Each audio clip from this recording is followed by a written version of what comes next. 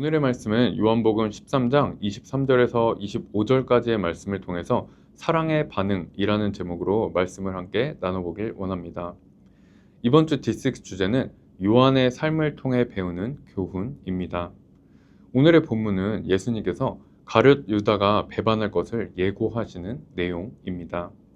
이 내용을 통해서 요한의 삶에서 어떤 교훈이 있는지 함께 묵상해 보길 원합니다.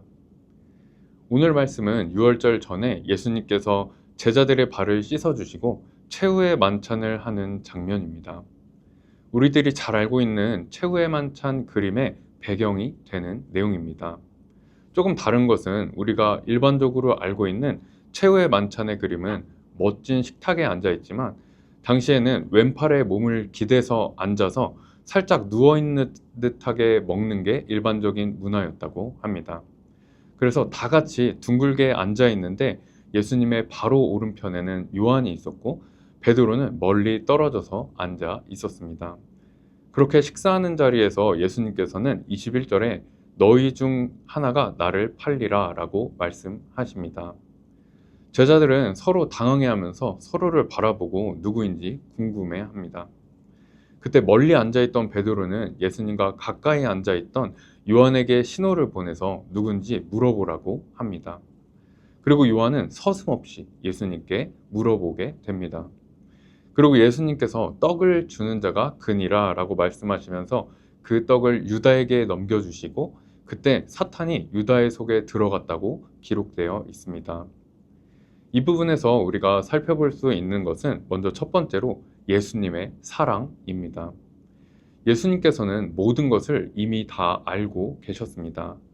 그럼에도 불구하고 예수님께서는 유다에게 떡을 직접 주셨는데 이것은 유다에게 양심의 가책을 느끼게 해서 회개할 수 있는 기회를 주신 것이라는 의미를 갖고 있습니다. 이것을 통해서 예수님을 배신할 것을 미리 알고 계셨음에도 불구하고 유다에게 떡을 건네면서 회개의 기회를 주신 예수님의 사랑을 볼 수 있습니다.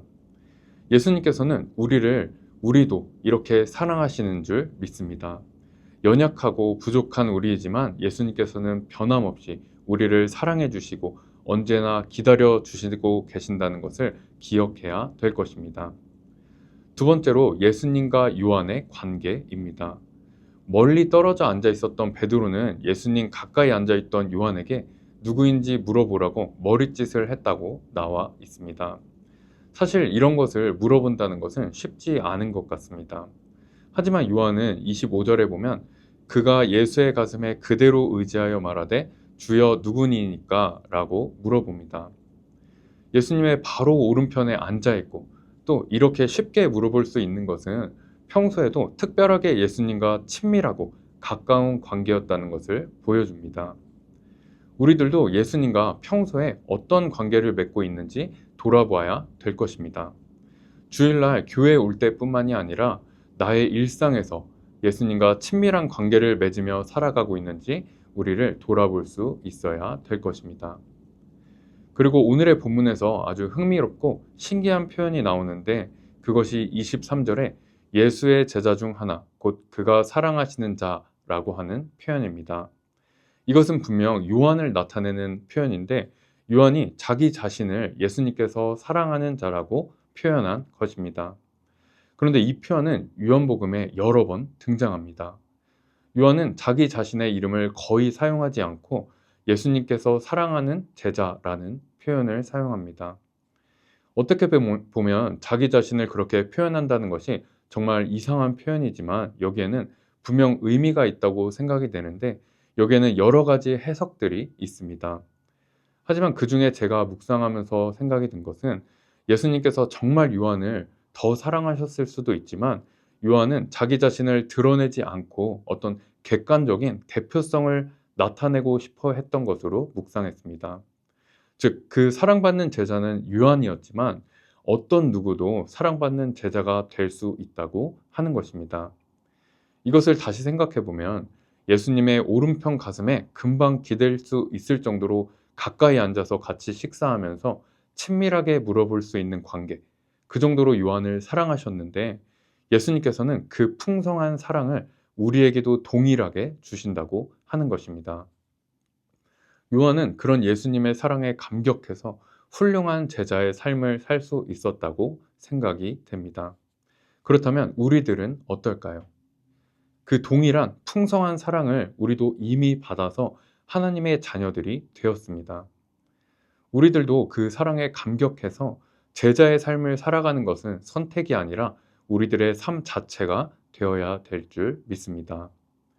오늘 내용을 정리해 보면 예수님께서 유다의 배신을 예고하시는 장면을 통해서 예수님께서 미리 알고 계셨음에도 불구하고 기회를 주시는 큰 사랑을 보면서 우리들도 그 사랑을 기억해야 된다는 것을 함께 나눴습니다. 그리고 평소에도 예수님과 친밀한 관계를 맺고 있었던 요한이 예수님께 서슴없이 질문하는 장면을 통해서 우리들은 평소에 예수님과 친밀한 관계를 맺으면서 살아가고 있는지 돌아봐야 된다는 것을 함께 나눴습니다. 마지막으로 그가 사랑하시는 제자라고 하는 표현을 통해서 우리들도 그 풍성한 사랑을 받아서 하나님의 자녀들이 됐는데 그 사랑에 반응해서 제자의 삶을 살아가야 된다는 것을 함께 나눴습니다. 사실 우리가 무엇을 해야 되고 어떻게 해야 되고 하는 것보다 가장 중요한 것은 예수님의 사랑을 날마다 기억하는 것이라고 생각이 됩니다. 결국 그 위대한 일들을 했던 제자들도 그 사랑이 없었다면 결코 그런 일들을 감당해내지 못했을 것입니다.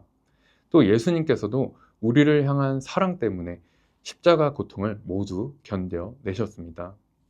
우리들도 그 사랑을 날마다 기억한다면 방법은 조금 다르고 가끔 조금 느린 것 같더라도 하나님이 원하시는 정도를 가게 될 줄 믿습니다.